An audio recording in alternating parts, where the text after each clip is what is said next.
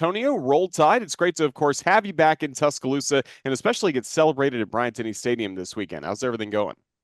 Roger, good to talk to you. Everything's going good. I can't complain, man. It's exciting times for Antonio Langham right now. So I really can't complain.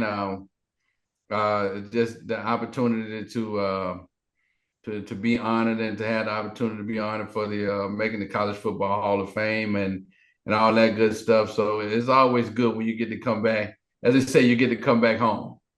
Absolutely. And your career has been celebrated a lot ever since you left Alabama, but you mentioned the College Football Hall of Fame. How special was it to receive that recognition? Oh, oh man, it was an emotional moment. I was actually at a coaching clinic, and AD Greg Byrne he called me that morning and asked me was I at home, and I was like, no, I'm out of town right now. I'm in Nashville at a coaching clinic, but I'll be back later on that night, back home. And then about 3 o'clock, he called me again. He was just like, look, well, I don't think you'll get home in time.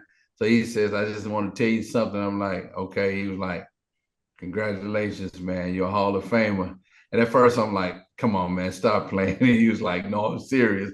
So, I had the emotions, but I tried to hold it together. I had this big smile on my face. So all the guys around me were like, man, why are you smiling? So I was like, oh, nothing. Because he was like, told me to hold on to it for a few minutes because they were getting ready to announce it. But I think by the time he let me know, my phone just started dinging and dinging and dinging and dinging. And I'm like, all I'm seeing is congratulations, text messages, congratulations. In my mind, I'm like, well, he must have waited a second or two too late before it came out. But I did. I got away from the guys for a little bit, and I had a moment, emotional moment, because I thought about a lot of people that played a part in my life, and some that are still here, some that are not here. That I know for a fact that my grandmother was still living. She would be the one that she would be more excited than I am, because she was the one who always pushed me. She made sure I was at every football practice, every basketball, whatever sport I was playing. She made sure I was at those practices. She was at those games. So. Yeah, that's really special recognition. And then with that, you get to go to New York, of course, everything that goes along with that. Just how exciting of a time is that for you and your family? It's going to be very exciting. I'm sure that there'll be some representatives from the university there. I think Greg Byrne is the AD is going to be there. Probably a couple of people that are from the university, from the athletic department, will be there with him. So Coach Stallings is supposed to be there. Hopefully, Brother Oliver, my DB coach and defensive coordinator, will be there. But I also know there are quite a few of my teammates coming out, man. So that's the real special part about it is those guys that I went to battle with for 4 years that'll be there, because to have them out there is special, because I don't go in the Hall of Fame without those guys.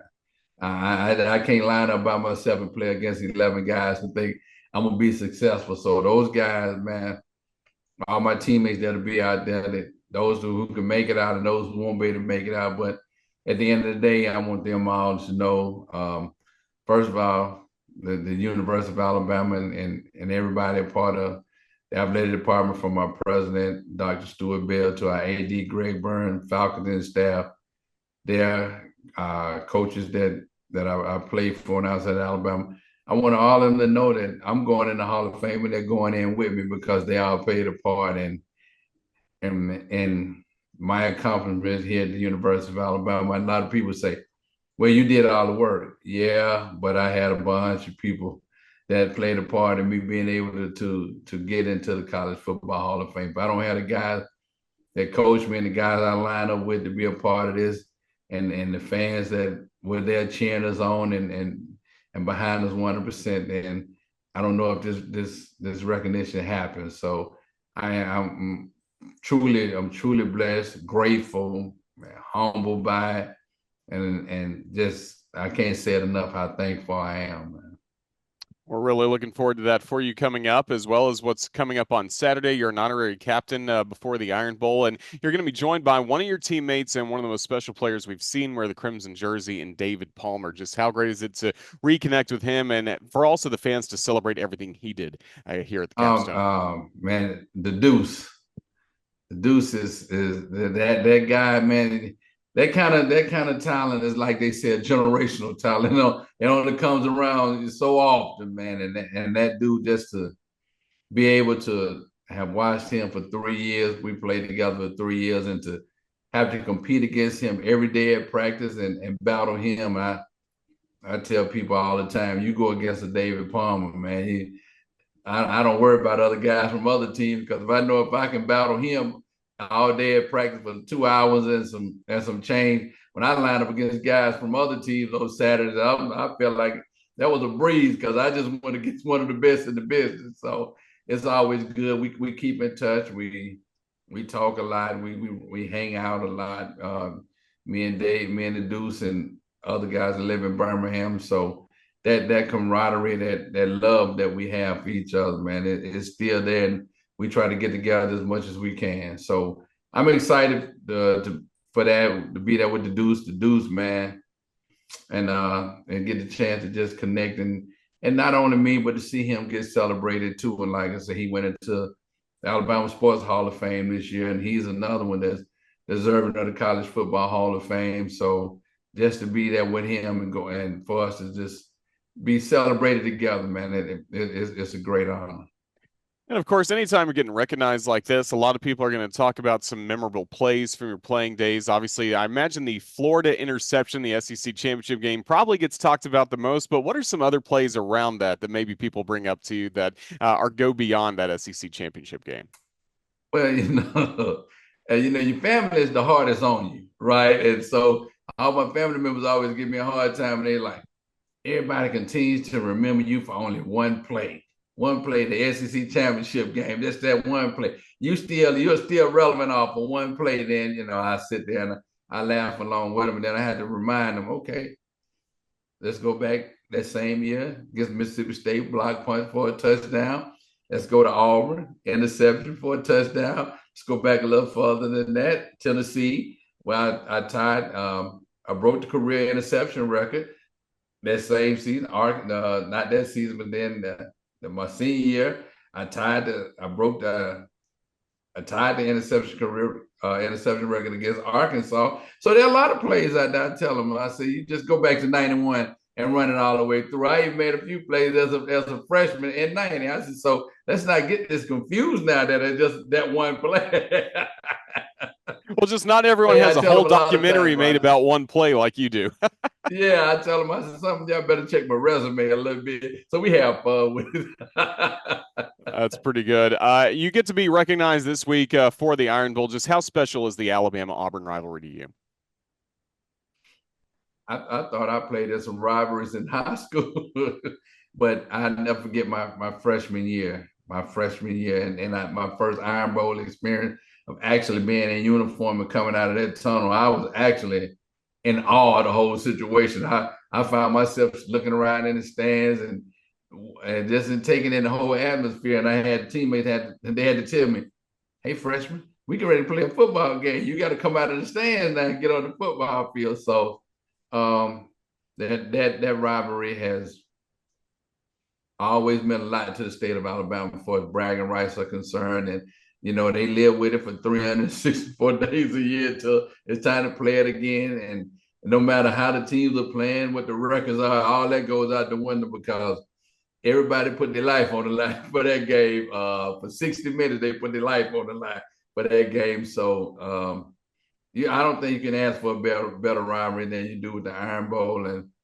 I think that Saturday is going to be another good battle and another good Iron Bowl, and we're going to see it. The good part for us is at home, so we got home field advantage on this one. But it's going to be a battle. Auburn's not going to lay down, and we're not either. So when both teams are battling, it makes for a good Iron Bowl. Yeah, and final question, how do you hope this Alabama team responds to some of the adversity they've seen this year, especially coming off to that loss last week at Oklahoma? Well, sometimes you got as players, you got to understand that because the season is not going the way you want it to go. Nobody wants to lose. Nobody wants to lose, but it happens sometimes. It's called adversity. How do you handle it? Do you look at the fact that maybe you don't see the opportunity of possibly getting in the playoffs? So do you shut it down now and you finish strong? And I hope our guys look at the fact that the season wasn't lost. Yeah, we lost some games, but the season wasn't lost. So let's finish it strong. Finish it strong. Go out, win the Iron Bowl. As the saying always goes, it's not how you start, but how you finish. And I seen a quote before that said, uh, success is not judged by the things that you have, but the obstacles that you had to overcome. So hey, we had some obstacles in the way. We had some losses that we had to deal with, but finish it strong. Finish it strong by winning the Iron Bowl and whatever bowl game you get to go to, and then reflect on the season and get ready for next season, the off season and training and all that, and get ready to go. So I just want our guys to know the season is not a wash. So don't shut it down now because you don't see the playoffs in sight or whatever else, because there's still things that you can get from this season that can be used for next to get you ready for next season. It's It's that really passion that fire you to say, hey, oh, this is how our season went. I don't want to experience this no more because look, in my first year with Coach Stallings in '90, we lost what the first three games out of the gate.